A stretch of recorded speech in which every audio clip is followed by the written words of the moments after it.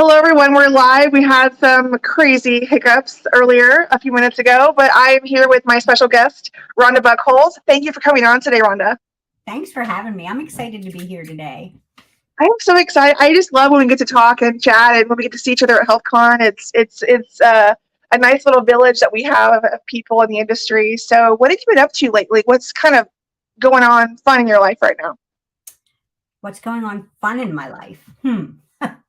Fun in my life. I got a new Jeep.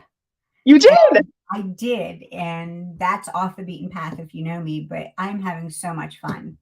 That's I'm exciting. yeah, I'm loving it. Yeah. So that's something that's fun and new. And I will tell you that I got blessed a little over a year or so ago with my oldest daughter and her husband and moving home. And so I get to see my grandkids all the time now. And Oh, how that, amazing. yeah, best thing in the entire world. Yeah. I can't even imagine, like I don't have kids, but my mom is very close to my sister's kids, and I can't even imagine if like they were to move away, what she would do. Just Yeah, it like, was sad because for the first 5 years of my grandson's life, I mean, we got there. The lucky thing about me, right through most of my careers, I've worked remotely. yeah, I've worked remotely since 2007. And so I got to travel when right, even working from home. So we had a kind of a thing where we would not go longer than a month without seeing them. But now I don't even like to go a week. I can imagine. Well, I know our audience is anxious to get started with this topic because we are excited to have you as our keynote speaker for the Practice Management Symposium. I had this idea last year, but it didn't quite work out. It was just bad timing for everyone. So we thought, we're not going to give up on this. We're going to keep this idea moving forward. We're going to have this conference. It's going to be held on February 16th, regardless of anyone else, if they come or not. We're going to do it. So we want to make sure that everyone got a chance to meet our speakers in advance and get to know their topic. And so Rhonda is going to talk about the future of practice management, really what the challenges are that they're facing. So Rhonda, you've met a lot of practice managers in your career. You have, done a lot in the practice setting. So what do you see as the challenges going into 2024 for practice management? Yeah. So I actually early on got my start as a practice manager before I started working for AAPC. And then when I left AAPC, I did a ton of consulting and kind of landed in the compliance world. And I tell everybody all the time, I love compliance because it incorporates practice management and operations but allows you to have work-life balance because there's very few true compliance emergencies where there's tons of practice emergencies all the time. So I'm extremely passionate about healthcare in general, but especially our physician practices and the struggles that we've had the past few years, and especially since COVID. It's just been kind of crazy how the workforce has changed and the challenges to that, right? Exactly. And so we know that, all of the struggles that COVID just was like seriously like a game changer. Like I worked in practices in a position of leadership as a consultant. Like I was asked to come in and kind of fill a gap for someone. And then I would also look, even as a coder in the office years ago, I would look at the struggles, even back then, 10 years ago, what my manager was facing. You have so many things that you do. And that's why I wanted to talk about all the things that practice managers do on a daily basis. They have to do with HR. They have to deal with unhappy employees, unhappy physicians. Unhappy patients, right? Yeah. A lot of unhappiness. And so, and a lot of technology, which we were laughing earlier about having a Yeah. love-hate relationship. And so I think that's trickled down to our practices because when you think about it and the technology that we've embraced, I always use the front desk as an example because that front desk makes or breaks you. And the culture, your patient satisfaction, there's so much that ties into that. And we've adopted technology so quickly. And so often what I find is we're really good about telling someone how to do something, but not why we do it. And I use the front desk as a good reference point because we've had so much turnover, especially at the front desk in the past few years. And insurance has gotten extremely complicated with all of the different plans and all of that. So to streamline things, we've introduced a whole bunch of technology that does eligibility, right? All your benefits verifications. It takes your payments for you. You can swipe your card, right? It matches up the insurances, and you can see I'm playing with the stress ball while I'm talking to you. So right, we swipe at kiosks. We try to streamline everything, and now we have our front desk people that are sitting with 2 monitors in front of their faces with patient kiosks, and they lose the whole culture Yeah. of that patient greeting and making that patient feel welcome and even understanding why we're doing things. So it's that why I think is missing in a lot of what we're doing in the healthcare arena. It really is. And, it goes back to being a leader. I've talked a lot on my podcast in the last few weeks about leadership in general, because, you want to be a leader. That's what we want. But there's a difference between leadership and management. A manager is going to have to develop a way to get things done, but they can also do so in a leadership way. So you could be a manager and that's your job, but it doesn't mean that you can't be a leader in the Right. way you conduct that job. So even when I was in a position of management, I had employees under me. I always strive to be that person they can come to for questions and solving problems. And I try not to be too busy for them. And so I think that's one of the things is they're spread so thin that sometimes they feel they're not able to do all that they need to do for their staff. So there's the HR aspect. Then there is, we don't even think about marketing and branding. So Miss Maya is going to come and talk about marketing and branding. And what are some of the struggles you've seen over the years with not really understanding how social media and branding affects your practice? Yeah, so I think it's a big miss, especially now. And I think the thing that probably challenges all of us is we have a bunch of generations in the workforce right now, and so we have some that you think if you work hard, you don't have to worry so much about those pieces of it, or good word of mouth will take care of itself. But the honest truth is, if we're not engaged in good social media, if we're not good at promoting the good things in our practices, the competition is pretty stiff, especially now that you can get services remotely through a lot of different vendors. So the culture, I think, needs to change.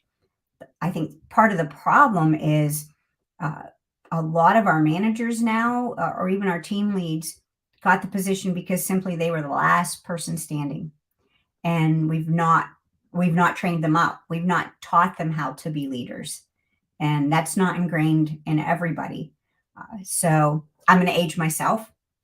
Back in the day, when I was working actually for a hospital-owned practice, so we had all the physicians, and I was running them. We acquire the physicians, even back then before PE was a big thing, but I would go to work at like 4:30 in the morning to get my real job done so that I could then be available for all the fires that you've got to put out and all the people related issues.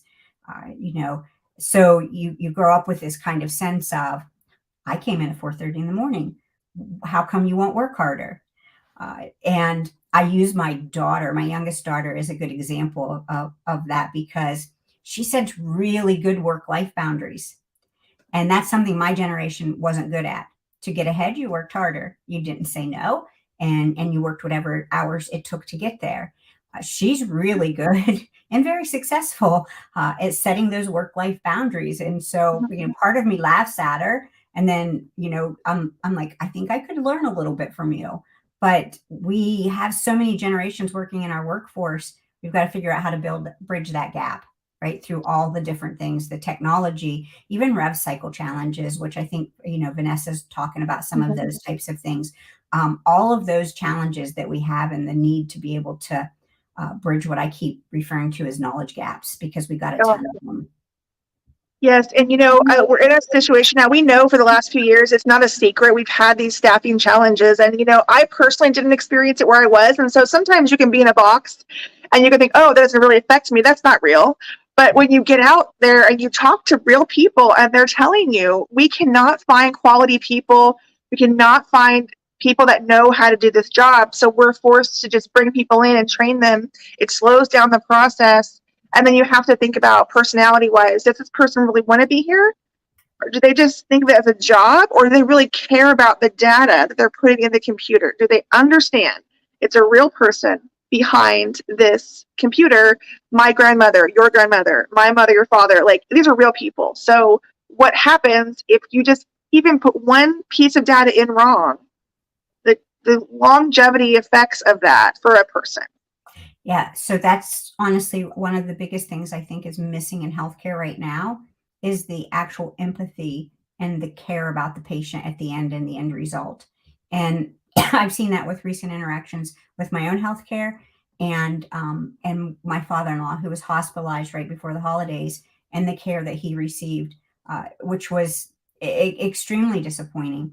And even the aftercare when you're trying to get answers, it's trying to figure out if you think about, I don't know if you've had any procedures or anything done recently. Do you even get those phone calls anymore? When I was running clinics earlier in my career, we had someone dedicated to calling patients the day after surgery. How are you doing? Is everything okay? Right. And following that patient and making sure that that quality was still there. You're hard pressed to find doctors and clinics that are putting the money that way anymore. It's so true. Yeah, I know you and I both had a similar experience. We both broke our legs or ankles at different times, but it's funny. I have a friend who locally did the same thing last year, and so we're always just talking about the next phase in that process. And I remember that. And one thing that she dealt with that she confided to me that it was not something on my radar, never bothered me at all, but to her it bothered her. They didn't tell her how many screws were in her leg, and then she found out later how many there were, and for some reason like it just was so emotional for her. Yeah. To know what was in her body. And like to me, I was like, I'm in orthopedics, I'm like, I don't, that stuff is like to me like not a big deal. I know it has to be in there. I never thought about counting those, but like no one really communicated with her the things that she thought were important. And so I thought of it from a patient standpoint. That has no stake in what we do, has no understanding of documentation, about clinical care, the things that we know. And that's what patients are feeling, just these little things that bother them. And I just never thought about it. But communication, just this morning I posted, Medicare is doing great things to try to advance prior authorization processes. We're not going to see the results for a few years, but just to know they have a patient access API that's coming, let patients in on the secret, right? Let them in on it. So I actually worked with WEDI. I'm not sure if you're familiar with WEDI or not, but it's the work group for electronic data interchange. And they're named in the CMS regulations as a trusted advisor to CMS. And so it's a big industry group. It's kind of like a think tank. I worked on that task force because presenting some of the problems that prior authorizations adds to the physician, right, and their clinics.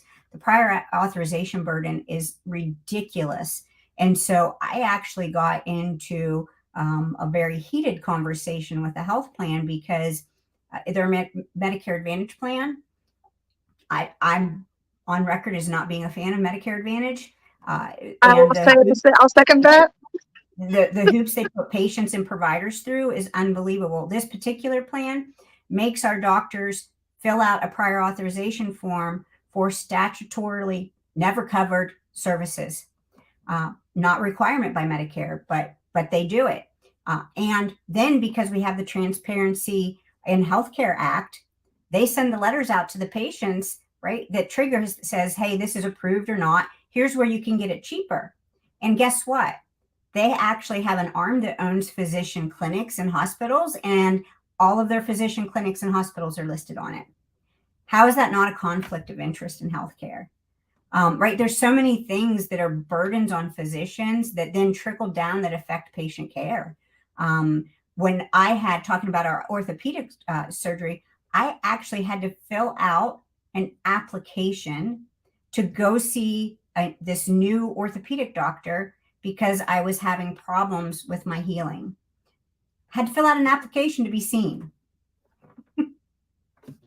Yeah, So, it's more of a business now. Yeah, because you mentioned PE earlier, private equity. For those that don't know what PE means, but it's becoming a thing, and you have to I guess you'd have to unravel the evolution of healthcare if you've been in it long enough, like you and I have. And of course, you've been in it a little longer. You've seen things more than I have, but I've been in it 20 years, 20 plus years, and I remember the days of paper because I remember, filing the charts. And I yeah. remember when the EMRs came in, I said this in the podcast this week. I told Maya, I said, I remember like being excited for EMRs. Like, oh my goodness, it's going to be so organized. We're going to be able to find what we need when we need it. And for a moment, a brief moment, I felt like it was helpful. You ask a physician, it messed them up. Like they did not want it. And now it's even worse because you have, like private equity or somebody purchasing an organization and calling the shots. And administrators may be saying, we're going to go this route, and nobody even checks with the office staff to see if it's even going to work for them or their specialty. And now you have this massive undertaking to implement an EMR, and no one's happy. So in 2007, we implemented our first EMR where I worked. And like you, I was really excited. But when we customized it, which is what you're supposed to do, right? When we customized the templates for all of our doctors, I sat down with them and I pulled their notes for basically every condition, right? The diagnoses that we treated. I would pull a chunk of patient records for each one. And individually, we would then go through, what do you typically document? What should we be documenting, right? And we would look at Guideline Central and the clinical indicators that are in there, because it's great evidence-based medicine. And I would say, here are the other things that we need to make sure from a compliance. And we built really robust templates. Now we see systems, especially when you get into those smaller specialties. One system that I did actually some work with, they actually, when you scheduled a patient, you picked the CPT code, and that CPT code followed that patient. And like, if you didn't catch it, they were all time based. And if you didn't catch it, right, you're now billing fraudulently. And I was like, stop, you guys need to revamp this, right? Another one, you pick the diagnosis code in order to choose your protocol.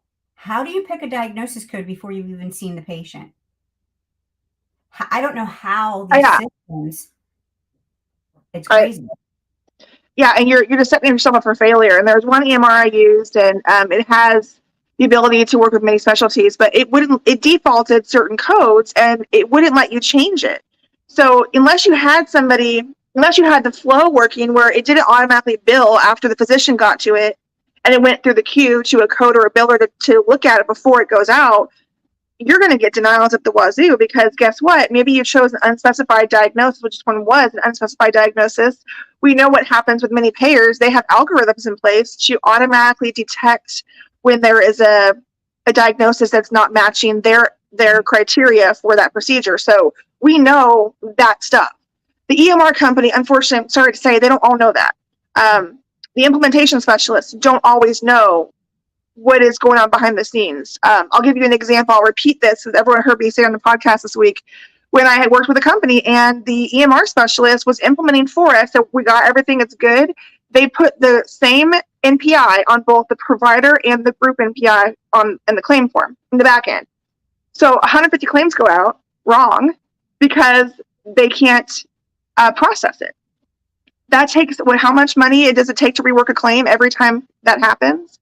That's time lost. You practice managers out there, you're paying staff time for things that you don't need to pay for. Right. And that gets back to, and I'm going to age myself again here, the very first practice management system I ever really got intimately involved with came to us in a box with a manual and a VHS tape. Oh my. And we had to set it up right from the back end clear forward. It was the best and the worst experience ever, because of all the detail, and behind the scenes for the PM systems and rev cycle, all those mechanisms that can make that claim go out or fail you every time. The best thing was I learned every single field and knew, right? So, but you think about all of that technology that we now have, all of the regulations, because healthcare is so overregulated. And then think about all of that turnover. We have the perfect storm for failure. And if we Yeah. don't, if we don't address it and we don't find ways to make it right, practices are going to continue to die, and Yeah. patients are not going to receive quality care. It's true. And you have to all be in it to win it, I guess you could say, is a nice phrase, because it takes every single person in the office to make it work, and not one position is more important than the other. They all are part of, I guess, the wheel, we call it. And if you have one cog of that wheel that comes out, it's broken. And the patient's one that suffers, right? Everyone really suffers, but the patient ultimately is the one that is getting the brunt of that. And so in your presentation that you're going to be speaking on, Rhonda, what are some of the highlights or the reasons why people should attend? Because I want people to know the importance of this event. Yeah. So for me, strategy is extremely important because we talked about all the ways that we can fail, and it goes back to what you said earlier too, like a strategy for the front desk. Do you need someone that has all of that data, that really cares about all of that? Because the data is really important for us to get good, clean claims to go out. But is that really the type of person that you need? Because who do you really need at the front desk? At the end of the day, what skills do you need them to have? And so we need to stop just hiring warm bodies and start having strategies on hiring for the skill sets that we actually need for them to be successful in that job. Because if you get someone who's a true precisionist that you think is, oh my heavens, they have a great attention to the detail, that's great. Attention to detail is wonderful. But if they're so bogged down by the details, they're never going to make eye contact with the patients. They're not going to understand the whole personal side of things. And they're going to be truly focused on just filling in fields. You've got to find the right people and the right fits, and especially with your teams, with the different generations. So my goal is to just teach us some of the strategies to help us overcome some of these technology short fails, the turnover short fails, the leadership short fails, to be able to start to bridge those knowledge gaps and really be able to succeed. I think that's so important. And we think about where we've been, where we're going. There's technology coming that we may not be as excited about. And a lot of people talk about AI and all this, and we're going to have Jessica Miller come in and talk about that. And we all have our ideas of what we want out of a career, where we want to go. And it's fine if you want to stay in billing, you want to stay in coding, you want to be an auditor, you have that passion, go where it takes you. But just know there's so much to do in healthcare. There's so much that you can accomplish. So even if you're just a coder right now, or you think of yourself as just a coder, I caution you against that mindset. But if you feel like that's where you want to stay, great. But if you have aspirations to be an office manager or to be in leadership, this is a great conference for you. You're gonna hear from leaders who've been there, can give you advice on how to get to that next level if you truly have that as your goal. It's not just for practice managers, it's for everyone who wants to be a leader and wants to make change. Yeah, I love that thought process too, because it doesn't matter what title you have right now. It's what title do you aspire to, or where do you want to be, right?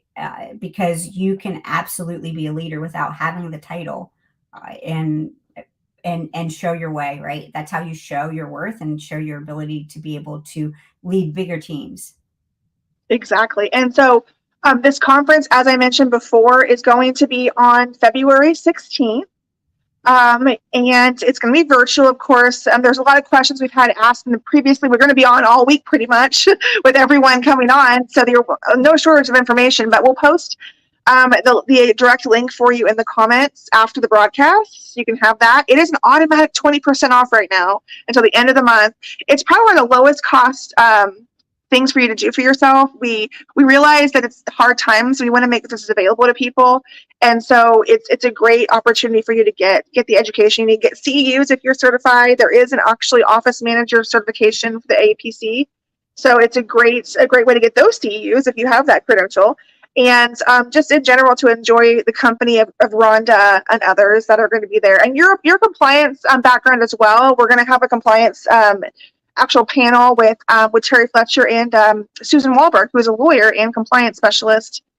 I am just so excited to have Susan on. So it's going to be a great that's going to be a great session. Yeah. Yeah, we're going to talk. We're actually going to break down that new compliance document from the OIG, and we were, of course, expecting hopefully something soon. It came out great timing. We're just like, we need something. So we're all excited about that. So thank you, Rhonda, for coming on. Thank you, everyone, for joining. You can rewatch those over and over again to hear more about our conversation if you missed it. We will see you February 16th, and let us know if you have any questions. Again, thank you, Rhonda. I hope you have a wonderful week.